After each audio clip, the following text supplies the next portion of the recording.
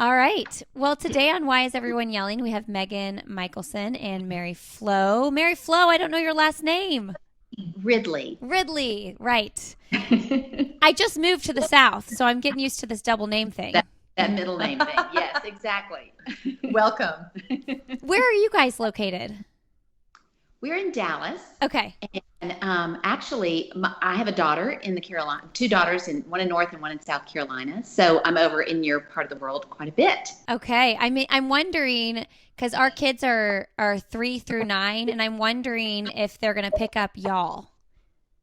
They will. I can They almost will. count on it. I Yes. can't imagine not saying y'all. So I bet they'll get it. Give them a year.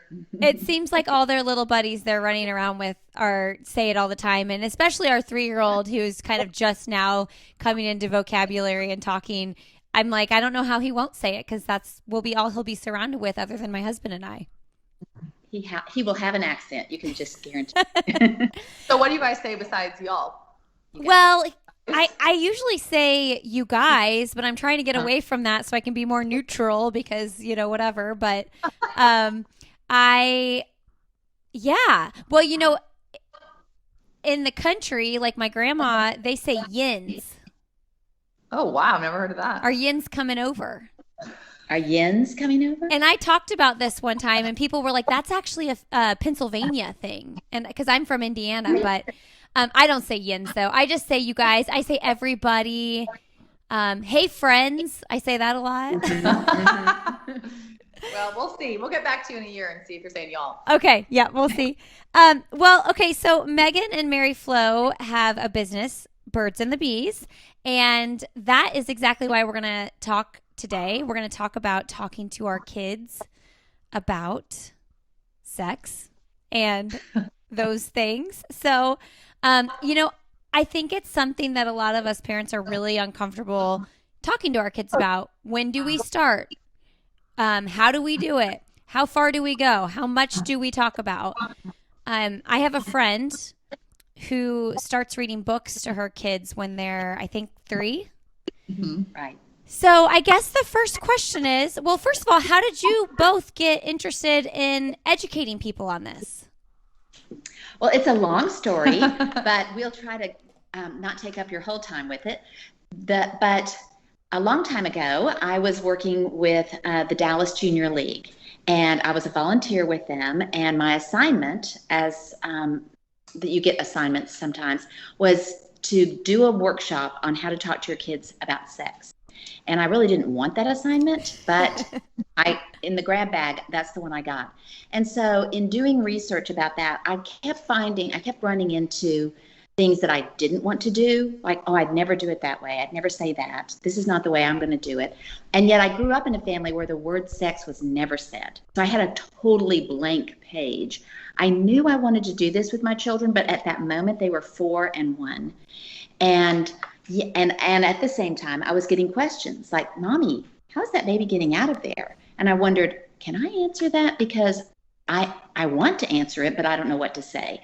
So it was all sort of a combination of getting this assignment, not finding anything out there that I could really approve of or think that it would be a good idea. Most of the things that were written were actually for preteens or teenagers, but there was no training of parents and leaving it up to the parents. The curriculums, for the most part, were for schools or churches. And so in my little how can we do this better brain, just what am I going to do about this? It was a process of writing down, okay, they're curious, let's have answers, let's take this on ourselves. So the curriculum sort of was formed from those, that combination of situations that were happening. And so I gave that little workshop thinking that would be the one and only time that that I would have to stand up in front of people and talk about it. And it went from there. So it was just a workshop that I gave mainly in the Dallas area, but then it expanded. And then enter Megan. So I was teaching middle school before I had kids of my own, and I was passing out flyers to go home to the kids one day, and it said, "Parents, learn how to teach, how to talk to your kids about sex with Mary Flo Ridley." And I had grown up with the Ridley family. But I did not know that Mrs. Ridley had this like secret job. So I see this flyer and I'm like, oh, what? Mrs. Flo does what? I have got to go to this. Anyway, so, and I wanted to go because I was teaching middle school, like I said, and I was just really alarmed by the sexualization of the culture and what these little preteens were learning and talking about and doing. And so I went to the program out of curiosity first. I wanted to know what in the world Mary Flo was up to. And then second of all, just to hear through the lens of a middle school teacher of like, how can we engage with our students on these topics? So I went that night and I was blown away. I left thinking, oh my goodness, everybody has to hear this. Every parent should hear this. Every educator should hear this. Just because the impact it could have if every parent talked to their kids about sex in this way. Middle school could look so different. Marriages could look so different. It could just be really impactful on the way we handle this topic that is typically so taboo. So it was really mind-blowing to me. And so a few years later, I heard her again at a different program when I had become a mother myself.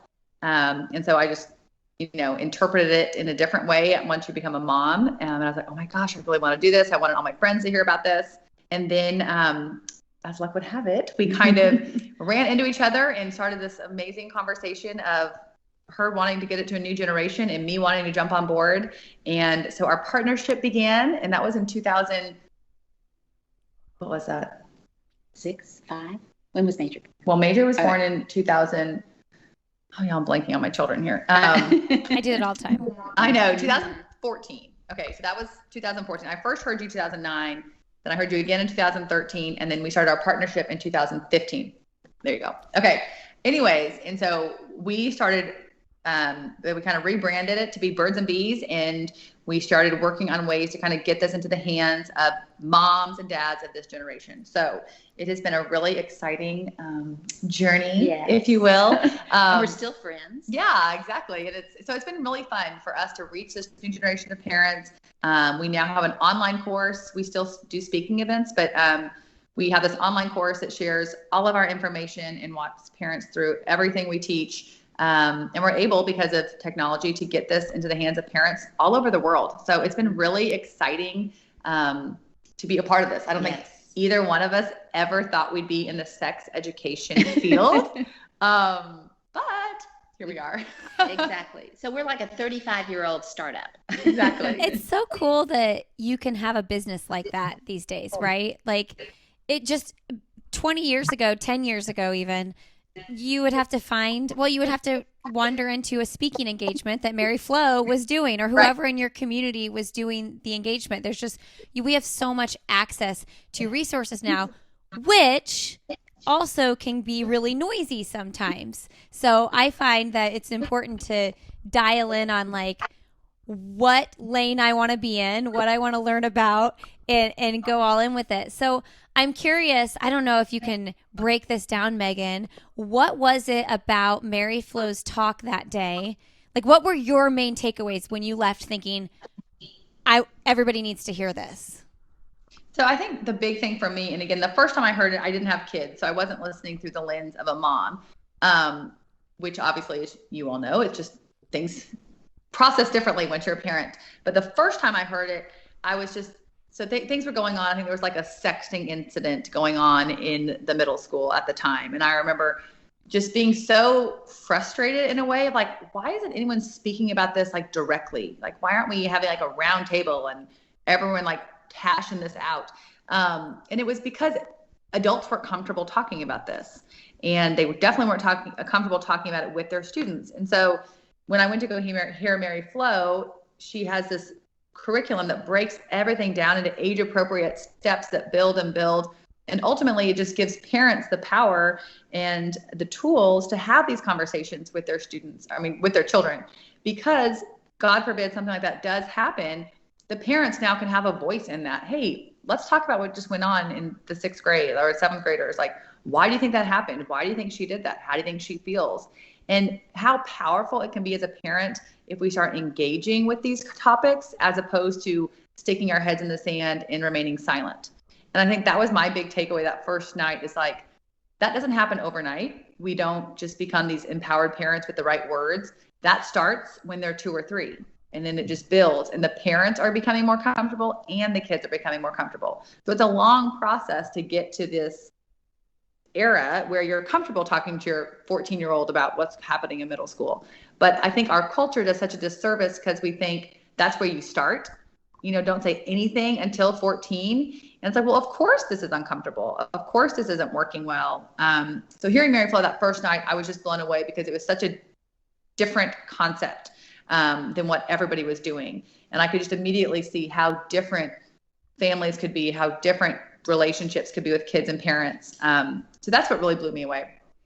Yeah, I mean, I grew up in a evangelical church setting, and we were just told you don't have sex till you're married, and that was that, and that was all you learned, Mm-hmm. And it looking back, my sister and I talk about this all the time. We're like, man, that really did a number on us, just like the way we portrayed what sex was. Right. Or the way it was portrayed to us. So I'm curious, I guess so that we can be most useful for the listeners, why don't we start with when to start the conversation? At what age do you introduce the topic at all?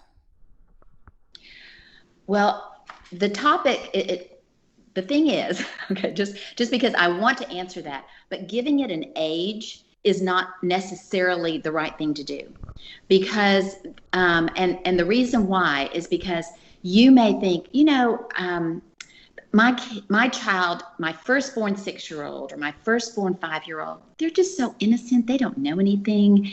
And I don't really need to bring information that they're not asking about. But the thing is that when they go off to school, there's the 6-year-old or the 5-year-old that they're sitting next to has a 16-year-old brother. Mm. And so your family is the age of your oldest child, and all the other ones are just keeping up, is the way we like to say that. And so that child that's just as precious, just as loved, just as wonderful as your 5-year-old is coming with a boatload of information and assumes every 6-year-old knows this.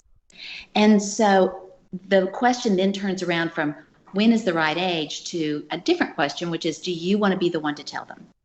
And if you want the power of the first impression to be in your hands, then it's going to start younger than makes sense to you logically.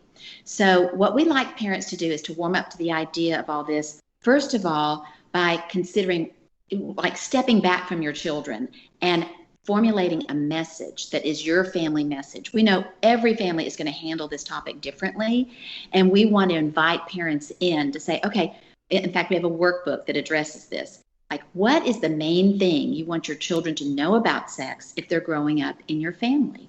Like, what is the message you hope that they learn when they leave you? What do you hope?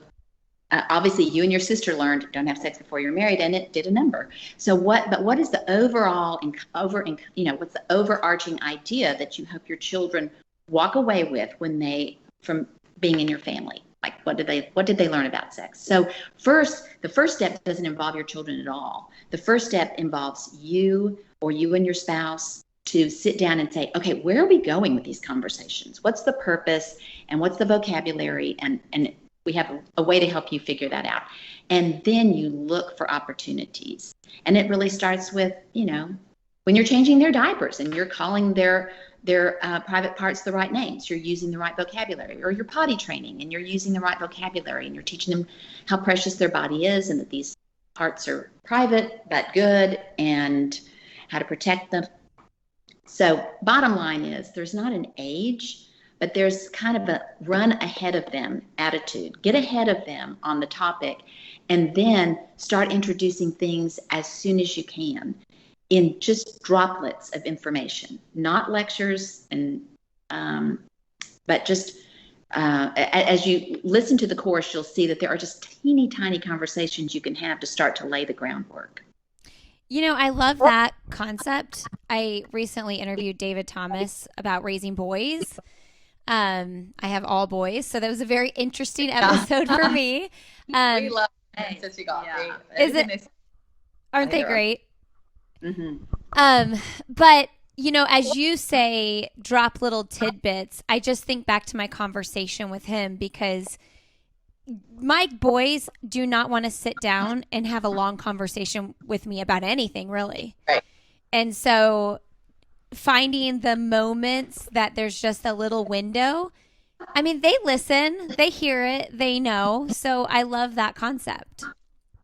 It's the same idea, but it is being prepared for those conversations, looking for seeds and eggs, looking for, seeing things in nature and life and just pointing them out, just being positive and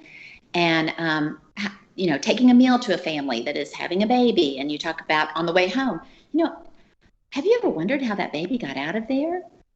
Just looking for opportunities and being ready to have those conversations is what we want. We want to give parents the empowerment to have those conversations and to start to see through a lens of, oh, this is an opportunity. Mm-hmm. I can just throw a little fact out there and we'll be done with it.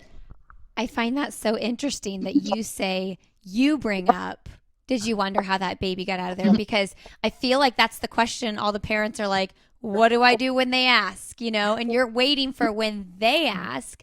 But if you can just arm them, because one of the things I wanted to ask you about, all of my boys know that they grew in my belly. They know that they came out of my vagina. They know that one of my sons was cut out because I had a C-section. But none of them have ever asked me, but how did we get in there? Right. And I haven't addressed that. So what do I do? My oldest is 9. So I think I think the story of birth is obviously a really great place to have an earlier conversation, not necessarily start, but that's a great conversation because you're introducing interesting information to your kids. Their curious little minds typically first want to know, how is that baby getting out? Whether they're looking at you who's pregnant or their teacher or cousin. And we want to give them accurate information because what we ultimately want to do with the story of birth is let them see that you have a curious question, you can come to me and I will give you an honest answer.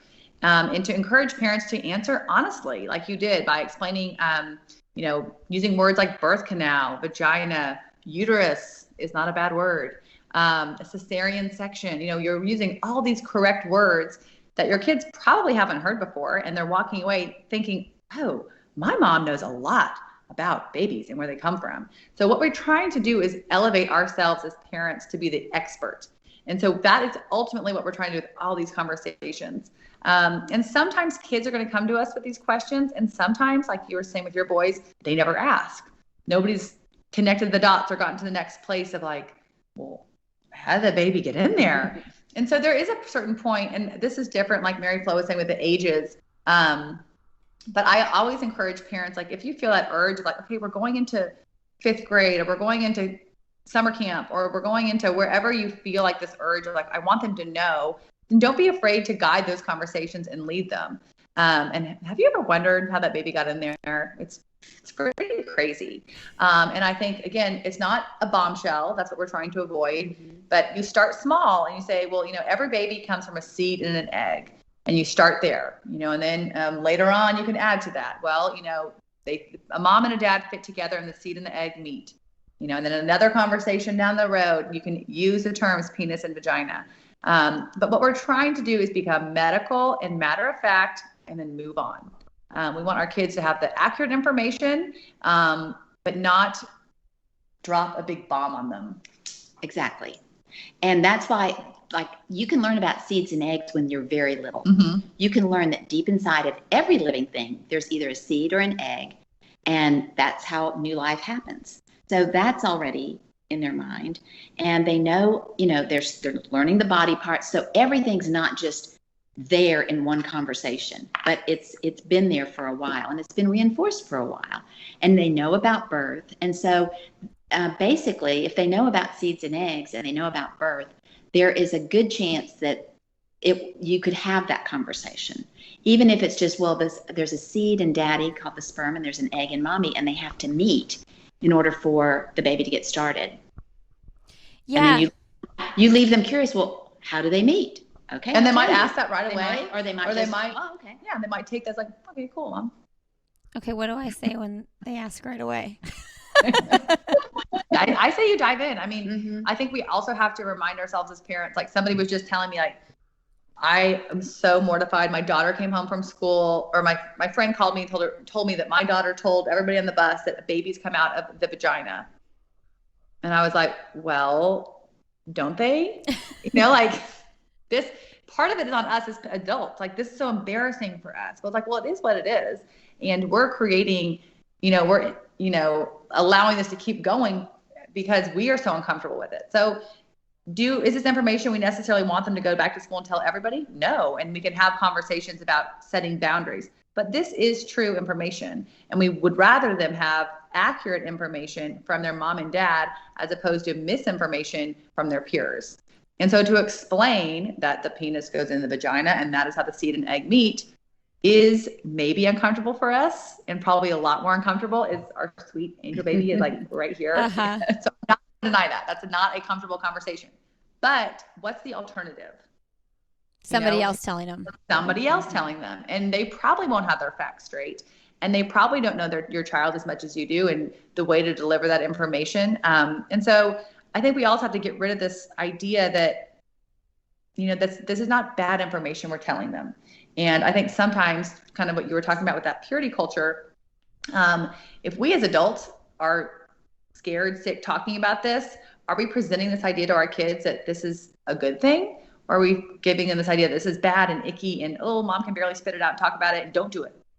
Mm-hmm. It's like that. We kind of have to step back and think, what's the overall message we're sharing with our kids?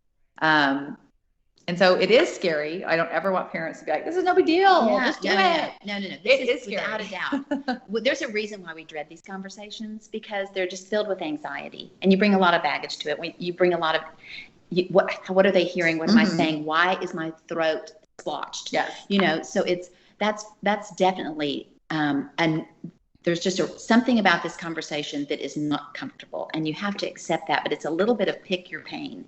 You're either going to have the pain of these owie conversations, or you're going to have possibly massive pain for being the family that this cannot be discussed, because you can't get through that kind of a little bit of pain. But you just said, like, how do I say this? And I think once again, it can be more than one conversation. Mm-hmm. It can be, a husband and a wife were made to fit together in a special way. There's a seed that's deep inside of the daddy and an egg deep inside of the mommy. And when that seed and egg meet, then that's what God uses to start the baby. Well, you've given them kind of a glossary, and you've said husband and wife, which is a way to introduce the context that you might see for this to happen. Or if that's not the context, once again, it goes back to what's your message? What is it that you use the vocabulary from your message so that you can share the basic biology plus your values. You put those things together and you don't get super complicated. You just try to keep it, I hate to say this, but almost mechanical, because they're young. You don't need a sensual story. You don't need to go into anything, sensual. You're just trying to put the facts together in a way that they can understand, that's biologically true with your values. What's so hard? One of the hardest things about parenting is like, I always feel like I want to come up with these plans. One of my favorite episodes on this podcast is with someone about technology and your family's technology plan and all that. And I'm like, I want to sit down and write up our family technology plan. And my husband's kind of like, we'll figure it out as it comes. But I want him to come out with the markers and be like, it's time to sit down and come up with our plan together. But what happens is I have these conversations, and also I host a parenting podcast, and I'm going to go to him and be like, what's our message for the kids? Yeah. We got to come up with this together. And then it's finding the time. Because once you get your kids to bed, or, you actually, do you really want to sit down and talk about your plan for this? It's so hard. Mm-hmm. It is hard. And that's a question we get a lot, is how do my husband and I get on the same page? And we, because the first step we encourage is for parents to create their message, which means the parents need to be having these conversations. Because if you're uncomfortable talking to your spouse about sex, then you're going to be very uncomfortable talking to your children about this. And so ultimately, we're trying to help parents as well find their voice and navigate this taboo topic on their own first before they dive in with the kids.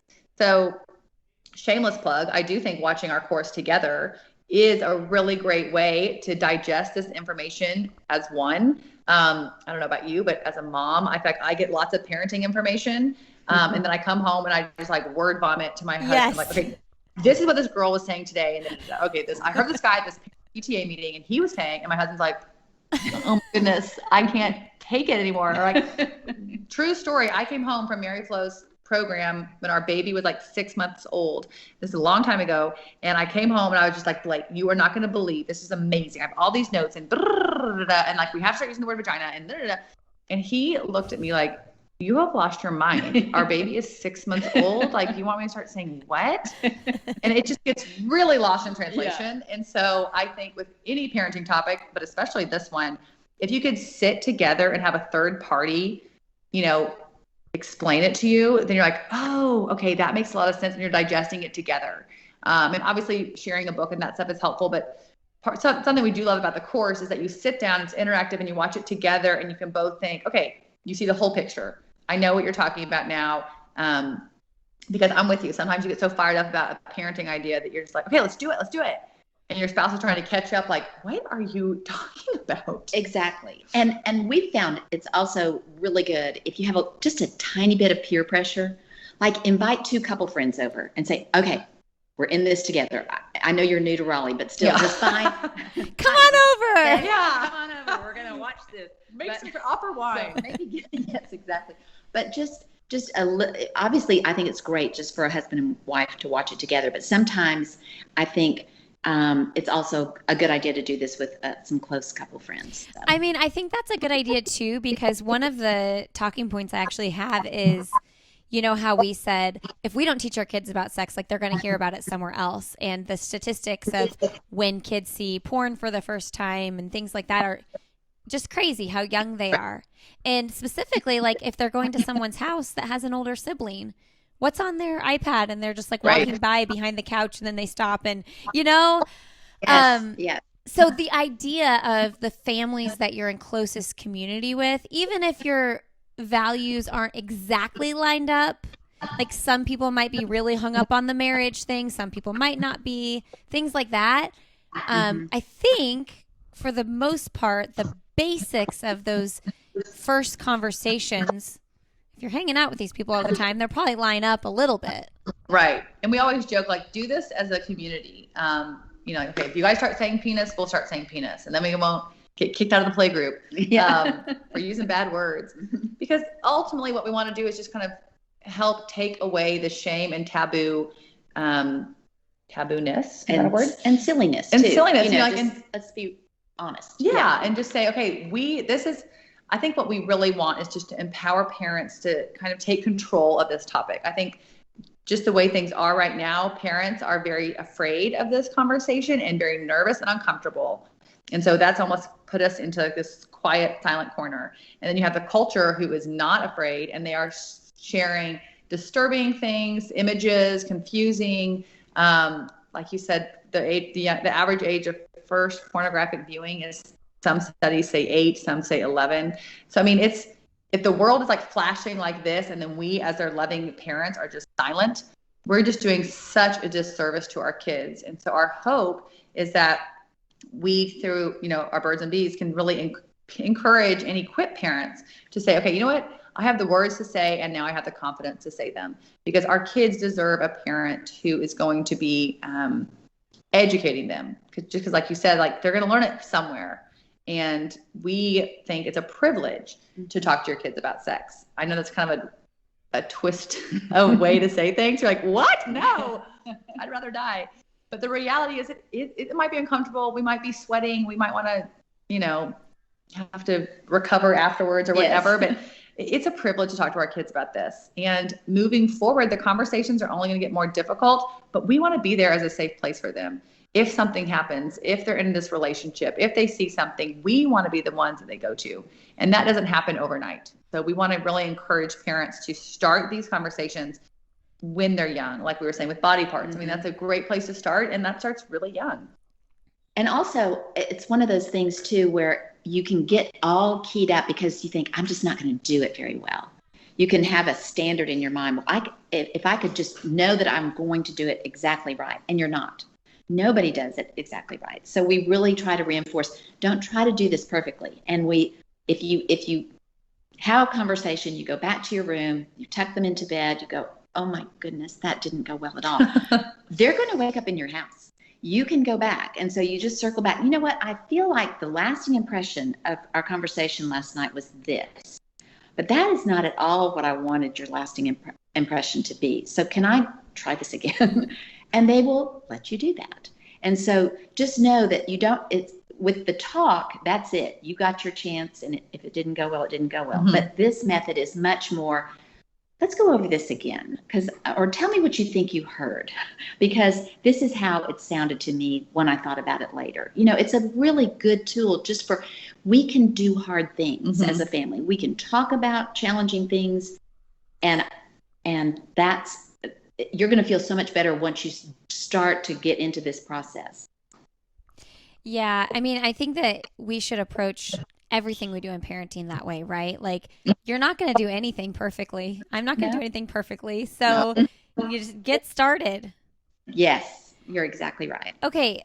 One of the questions I have, which is something I feel like I'm anticipating, is when my son does come home and he has seen something. And I always tell him, you know, especially we just moved to this new neighborhood and there's a couple houses. We've met the parents and they play with these kids. And I'm always like, you know, if they're ever looking at something or anything feels uncomfortable or just like you feel like you shouldn't be watching it, just come home and it's no big deal, but just come home and talk to me about it. And he's just kind of like, okay, you know, he doesn't really think much of it. But I'm curious your advice if he does come home and actually tells me what, like, say it was, I don't know, maybe it's an image, maybe it's actual video, but how would you suggest I respond? I think the initial response should be, I am so glad you told me.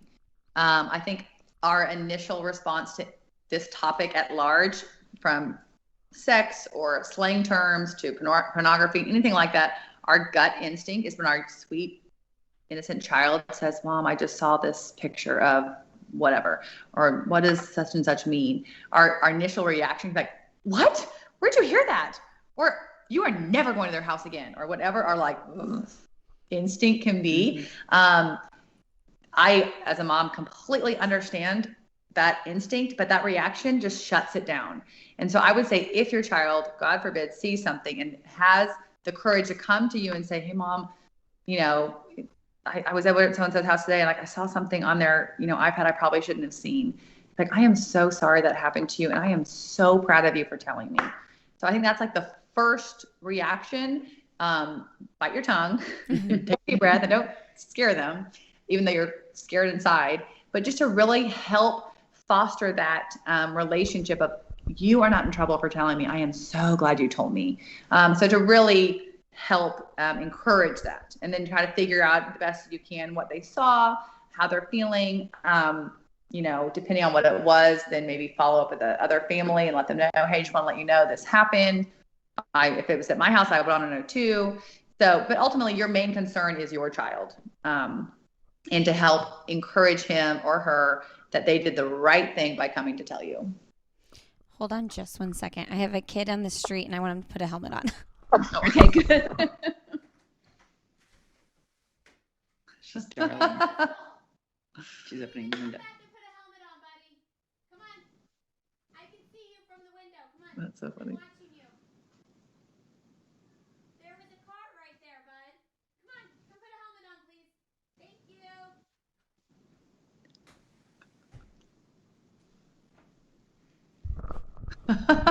What a good mom you are. Well, you know, this is why this conversation is really, I feel like it's so important because we are pretty free rangey in our parenting, I think more than most people. And, so, you know, when my big boys are out running the neighborhood, yeah, I need to know, you know, they need to know that they might be at a friend's house and that might happen. So, right. Anyway, but my 5-year-old is riding a scooter in the road. Put your helmet on. We live on a very, very not busy street, and I feel pretty good about it. But still, I'm like, at least have a helmet on. Okay, I love that response. I am so on board with always saying like, thank you for telling me. I'm so glad you came to me.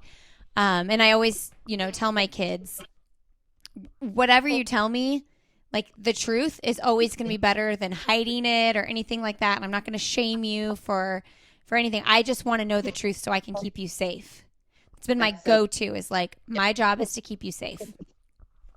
That's awesome. Okay. I want to move to another topic quickly here. And that is the bathing question. I know a lot of people have questions like, when should I stop taking a shower with my kids? When should my kids stop taking baths together? I have all boys, so that's kind of easy for me because, they're going to be in the locker room together one day too with a bunch of their friends. And I will just say, I'll just throw it out there. I've always showered with my kids. Once they hit kindergarten is really when I've noticed it's just time. And that's just for my family. Like I could just tell it was time. So I still let my younger two get in the shower with me and nobody thinks anything of it. They don't ask questions. They're just taking a shower. Right. But tell me your thoughts on the topic. Well, I would say you're our model citizen for that. Like you have a really comfortable attitude. You're passing along a comfortable attitude, but a respectful attitude. You had your radar up, and typically it is once they go off to school, and they want a little more privacy, and they're aware that for whatever reason this just doesn't seem appropriate anymore. Not bad, just not appropriate anymore. So I think that's a great trajectory. Just that comfort level. Once again, we don't really put an age, but just have your radar up. And if you feel like they're uncomfortable or you're uncomfortable, then you make adjustments there. But I don't think what you just don't want it to be an uncomfortable situation that you're inviting them into and they're not comfortable, or one where they're in the bath with you or in the shower with you and you're uncomfortable. That's not fun for anybody. So I would just do what you just exactly did. Just enjoy those sweet times with your little boys and then let them go. And that's the same advice for baths as it is for changing in front of our kids. A lot of times these questions go hand in hand. And we always say just to respect the most modest person. I love that. And so sometimes that might be your husband. And he's like, I am not changing in front of these kids anymore. I've leveled with parts and I'm not doing this. Then that's fine. Let's be respectful. Dad can have a robe for Christmas. Or if mom and dad are very comfortable, some families are very comfortable running around naked and that's like not a problem with them. But then maybe their 7-year-old all of a sudden is changing in their room with the door closed, or you can just be aware, you're going to see signs of discomfort from the kids or from the adults. And so just respect the most modest person in the home when it comes to bathing or changing.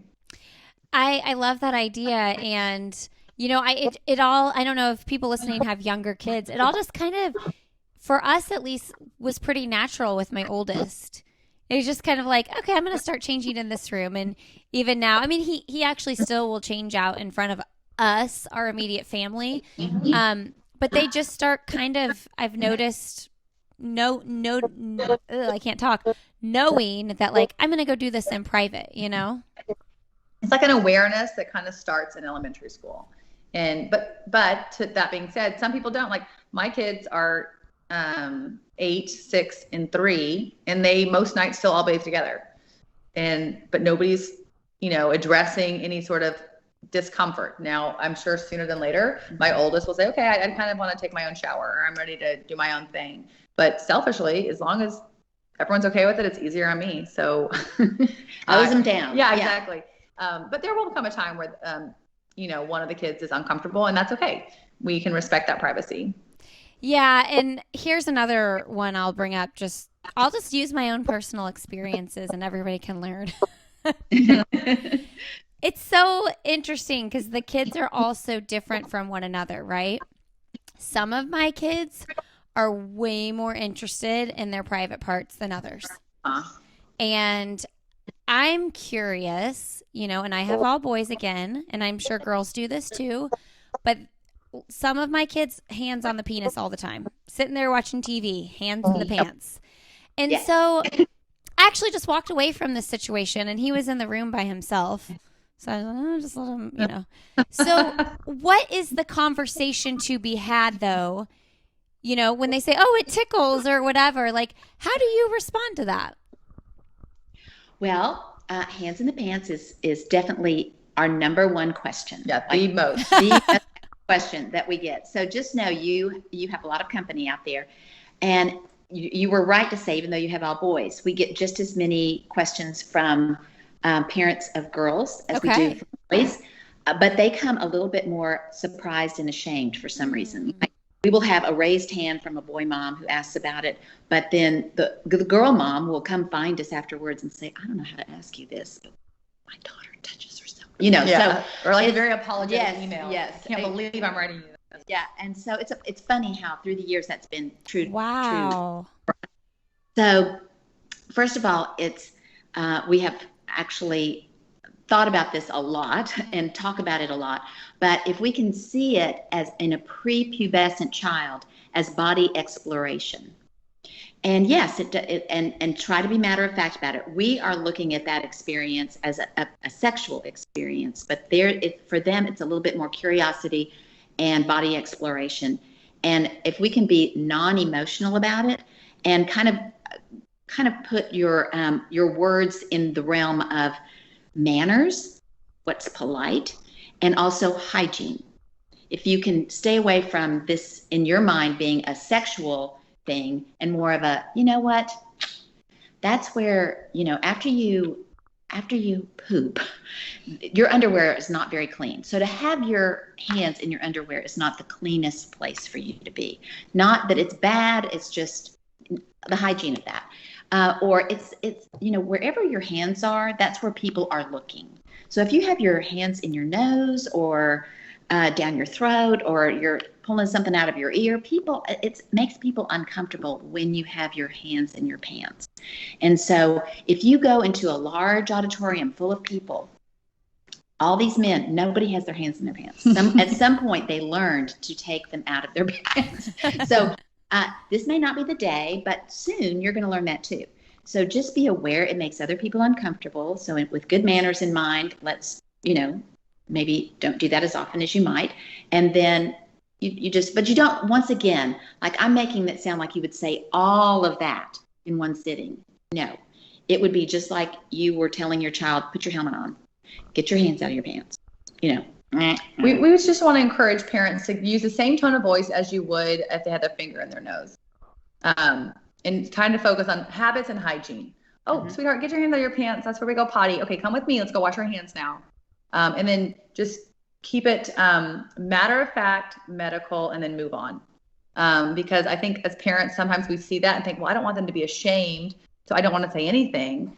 But I think you can speak into it, and that's where we just want to focus on habits and hygiene and just kind of redirect. We have a podcast episode that you can find if you look up for our podcast with a pediatrician, and we talk for 45 minutes all about body exploration and your hands in your pants, or my daughter falls asleep rubbing her stuffed animal, or my son has his hands in the pants every time he watches TV. And so we talk all about that. And ultimately parents come to us wanting to know, like, is this normal? Does this mean, what's the correlation between this and masturbation in the teenage years? And the reality is there's not a correlation. These are very different things. So I think parents get hung up on it because they think, okay, whatever I tell my child at 4 needs to be consistent with where I stand at 15 or 16. And these are two separate conversations, two separate acts. And so as parents of young kids, we can help them create healthy habits with hygiene and say, oh, sweetheart, let's get our hands out of our pants. That's where we go potty. Let's go wash our hands and move on. Yeah, I think because there's a fear in whatever you say now is going to affect, like I said, like when you grow up in purity culture or whatever, like it's going to affect how they view that for the rest of their life. Right.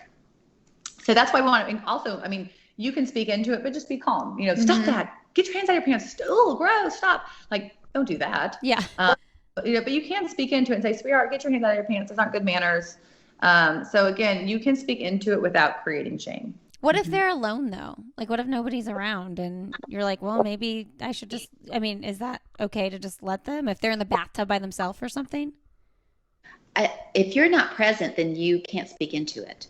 Yeah. So, that's, I think, your body was made to feel good. If they say, oh, that tickles, well, your body was made to feel that way. Okay. Just And I would never put a tone of you are doing something really wrong. So if they don't feel like they're doing something really wrong, you're just giving them some parameters for where it's appropriate. And if you however it feels comfortable for your family and what you think is appropriate. But what we want parents to just know this is a very common occurrence in childhood. Don't get all hung up about it and speak into it, but then move on. And to that point, if there's situations like that and you don't want to speak into it, that's okay too. Mm-hmm. You mean just don't say anything? Yeah. Like you were saying, if your son's, like we've had several conversations with parents, and like my daughter or my son falls asleep like that every night, like gets into like a little rub position. I don't know what you want to call it. And so the parents were so stressed out about it and like would take turns going in there and, okay, honey, it's time to go to bed. Stop. It's time for bed. When ultimately the best situation, I believe, probably would have been like to say good night, honey, and close the door. Yeah. In that situation, because they almost made it a much bigger deal than it really needed to be. And this type of body exploration is a developmental stage. It does not last forever. So I think in some situations, I think not addressing it is fine. I mean, it sounds like to me in that situation, that child was like comforting themselves into sleep. Yeah, for sure.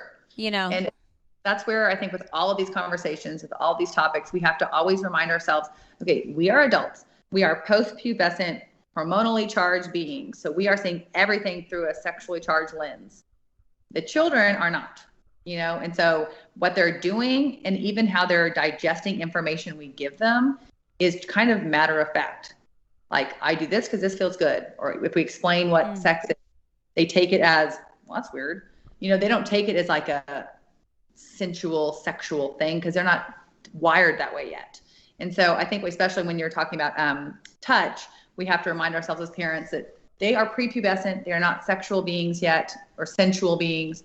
And so we can take a step back, I think, with our reactions. And that's actually why talking to your kids before the hormones kick in is so much easier. Like if you wait till they're older, it will be even more uncomfortable because right now you're just setting out the facts. And that they're just accepting those facts. And plus, they really think you know everything. Exactly. Teenagers, not so much. Right. We'll have to do a whole nother talk on that specifically. Megan and I with you. Yeah, we'll come back. Give us like 4, 5 years. It's one of those. Go ahead. Back. Yeah, I was going to say, it's one of those things where like, even when you're an expert on something, until you've like walked through that phase of parenting yourself, you're like, oh, we're doing this now, aren't we? This is happening. It's all changed. Oh, totally. When my daughter was asking me all the questions and I did the whole explain it all conversation, I was like, I was just panicking in my head. Like, I do this all day long. I talk to parents all the time. And then with my own, I had my own little mental freak out. But the same thing happened. Like I did it. I was so like, I can't believe this is such a big moment. And she was kind of like, okay, hey, are they going to have party favors at this birthday party? Gosh, okay, is she your oldest? Alive? She's my oldest, yeah. And so she survived, and I survived, and like, but even to your point of like, I want parents to do this all the time. This is what we do. We encourage these parents. We tell them what to say. And like, when it comes to your own, you're still like, are you sure? Emotionally involved. Am I sure this is the right thing to do? Yeah, whatever. Yes. So yeah. We purposeful over perfect. That's what we want is purposeful parents, not perfect parents. Oh, that's such a good, do you guys have that like on your website somewhere? That's such a good phrase. It's something we say is to be purposeful, not perfect. So good. I know a couple of reviews on this podcast were like, I was nervous to listen to this podcast because I was afraid like it would just make me feel like I wasn't doing enough or I wasn't doing it right. And it was like, it's not like that at all though, Well, hopefully this will be another episode like that. Yeah, I mean, I was just actually saying, I just did an Instagram story before I got on this call, and I was like, I'm feeling kind of guilty because I'm doing all this work interviewing for the parenting podcast, yet my two youngest, well, one that was just in the street, which actually I don't feel guilty about that. I'm like, oh, I'm glad he decided to go outside by himself, like on his own. But they've been watching a lot of TV because we've been in this like phase for we've been in this period where we don't have childcare since we moved, Yes. moved from Indiana, didn't have childcare a few weeks before that. then we just figured we don't know anybody here. We'll just wait till preschool starts, which it's amazing that my husband works from home too, so we can tag team on them. But my big boys went back to school last week, and now my little boys will go next week. And I'm just like, I'm struggling with the guilt of like, they're watching a lot of TV while I'm keeping my work going, you know? Right. All that to say, I don't know. I don't know what the point is. The point is that nobody's doing it perfectly. My kids have been watching 3 hours of TV this morning, and it's only 2:00, you know? Well, and You're not alone. You're not alone. That's the whole wide world right now. Like, kids are in front of screens constantly, and much more than we thought that they would be. And don't carry that guilt. No. You know, and I personally, like, the guilt of the TV is way less than the iPad or like another screen for some reason, because I'm like, well, Daniel Tiger, he teaches really good lessons. That's like pretty much preschool right there. Yes. So. Bluey. Right. I'm a real fan of Bluey. Bluey's fun. Oh, I don't you think my boys watch Bluey. It's gonna blow your mind. Okay. It's really And it's wonderful. I could watch episode after episode. It's great. Actually. It's really good. And let me just say one more thing on that note. This morning, my one that's potty training just started having a total meltdown, begging to watch Blippi. And for a second there, I went to the place where I was like, look what you've done. Mm-hmm. You have a 3-year-old that's addicted to TV. Look what you've done. And then I like talked myself back out of it. I read him a book, and I just laid with him for like 15 minutes. And now he is watching TV again. But I reminded myself, no, I did not. He's not addicted to TV. I am allowing him to watch a lot of TV right now. And that doesn't mean things won't change. No. And it's good TV. Yeah, there we go. But we watch a lot of Blippi. Blippi at our house too. Yeah. I wouldn't say that's good TV, No. but It's it's not not bad. It's weird, but It's weird, but not bad.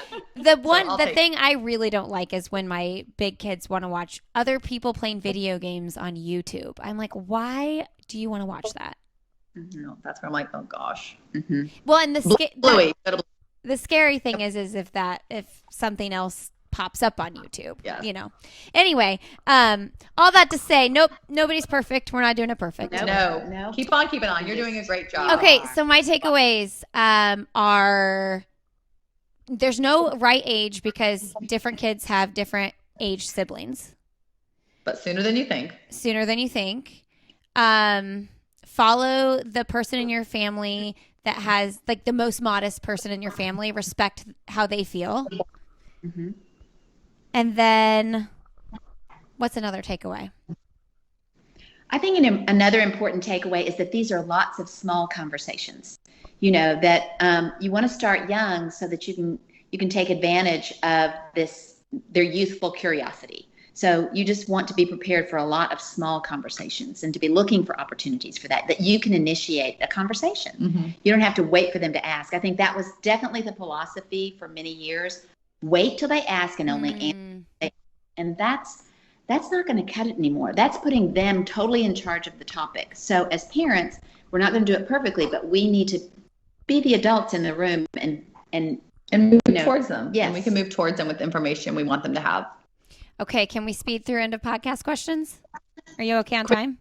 Yes. My son's in the front yard, but your son's in the front yard too? Yeah.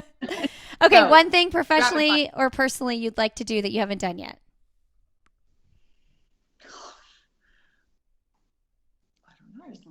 I don't know. I'm drawing a blank. You go. I guess be on the Today Show. I love that. Good one. I think that would be a lot of fun. I love that. Who do you want your interviewer to be?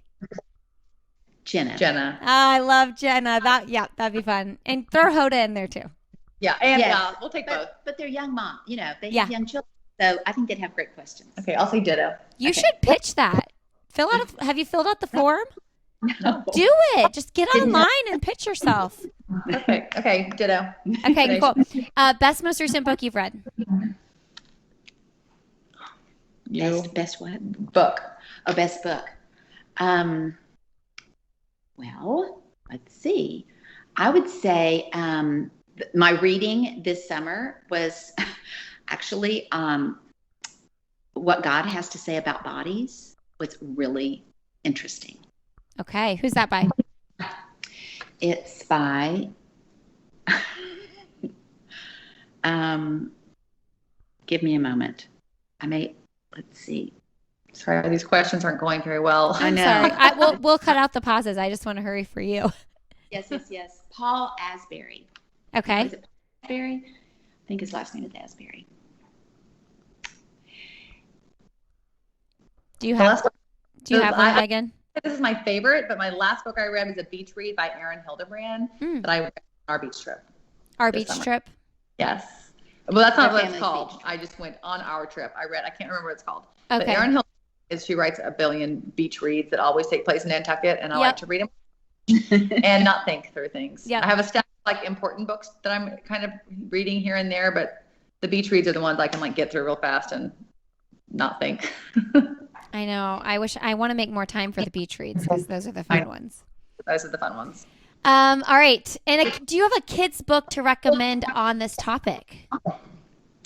One book we really recommend for parents to read is Good Pictures, Bad Pictures Junior.